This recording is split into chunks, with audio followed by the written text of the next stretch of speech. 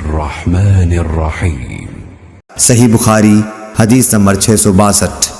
अता बिन यसार ने हज़रत अबू हुरैरा रज़ियल्लाहु ताला अन्हु से रिवायत किया है कि हुज़ूर अकरम सल्लल्लाहु अलैहि वसल्लम ने फरमाया कि जो शख्स मस्जिद में सुबह शाम बार बार हाज़िरी देता है, अल्लाह ताला जन्नत में उसकी मेहमानी का सामान करेगा, वो सुबह शाम जब भी मस्जिद में जाए।